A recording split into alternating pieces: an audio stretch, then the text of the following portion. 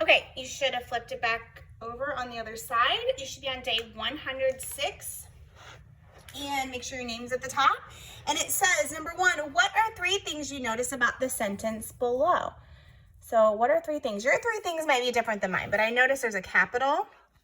I know that there's some possession here. Gran, there's an apostrophe, and that means Gran must own something. Okay, something belongs to Gran. What belongs to Gran? Well, her new Volkswagen, and new is an adjective. It's describing what? The Volkswagen van. Okay, and is so yellow. Here's another adjective, and bright adjective, and there's an exclamation point on the end. So the new describes the Volkswagen, yellow describes the Volkswagen, and bright describes the Volkswagen. Lots of adjectives going on in that sentence. Okay, let's take a look at number 2. Circle the correct spelling for each picture. Looks like this little girl is running where she ran. So ran is R-A-N. This would be rain. Make sure you're circling it, okay? And then you also have to write it. And then this would be, if you can spell ran, you can spell man. Ran and man. This would be mane. And this mane is like a lion's mane. This mane would be like Main Street. Okay, so if you can spell man and ran, you should be able to spell and read the word ban. And ban is to say people can't do something.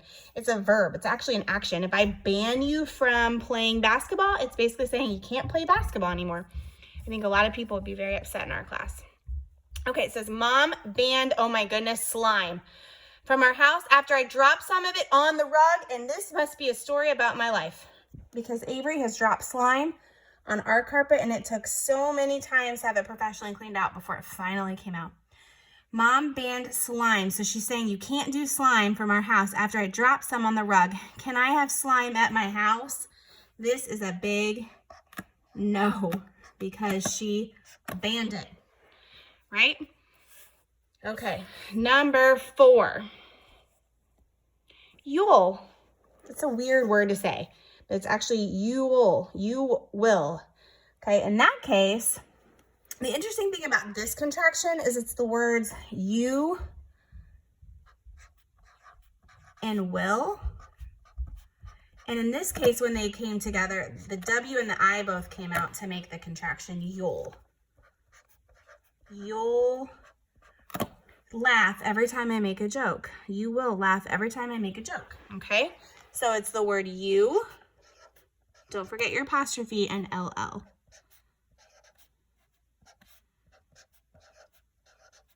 Apostrophe LL. Make sure it's in the air.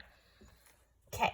Label each partition, shape, halves, or quarters. Partition is just a fancy word for how is it divided. Okay, so label each divided shape. Is it in halves or quarters? Now, I'm going to go with what I know. Okay, what I know is halves. Halves is simple. It's cutting something right in half. And we have to make sure that has equal sides. And right away, I noticed this triangle. This triangle is a half. You can write it this way, or you can write it like this. It's your choice. They both are the same thing. Now, there are 4 here. So quarters, think about like a dollar. This is a whole dollar and I split it up into 4 quarters, right? So it's 1/4 equals quarters, or you can do it this way. Both are correct. Same thing down here, it's quarters. There's 4 equal parts. So I'd write it like that. Make sense? Okay, let's move on to this math. 500s minus 400s. If I have 5 and I take away 1, I have 1 left. So 500s minus 400s equal 100.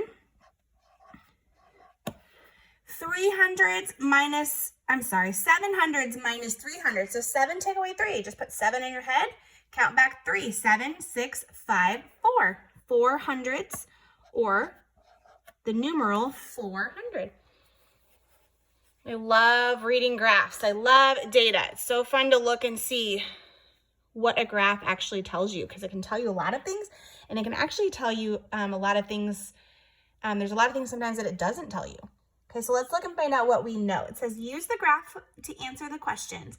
blank kids chose tag. Now, the title says favorite recess activity. So we have tag, soccer, foursquare, and slide.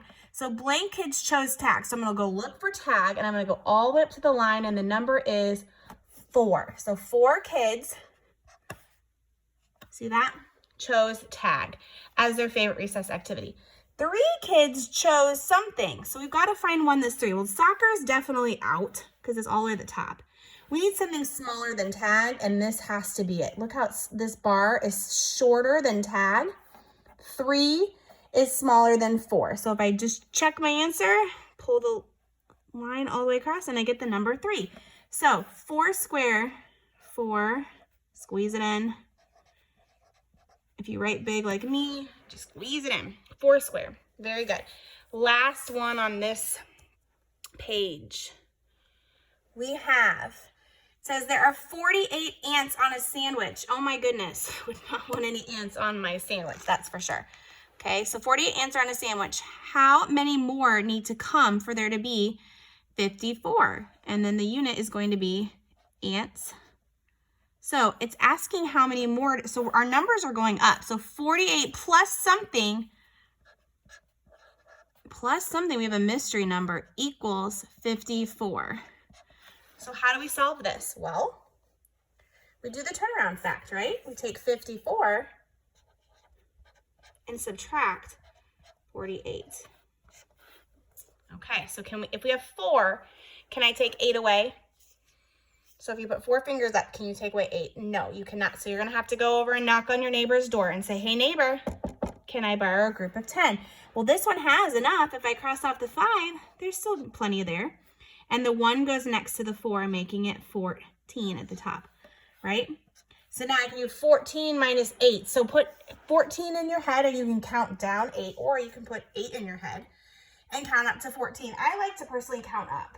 So I put 8 in my head, 8, 9, 10, 11, 12, 13, 14. The answer is 6. So 6 ants.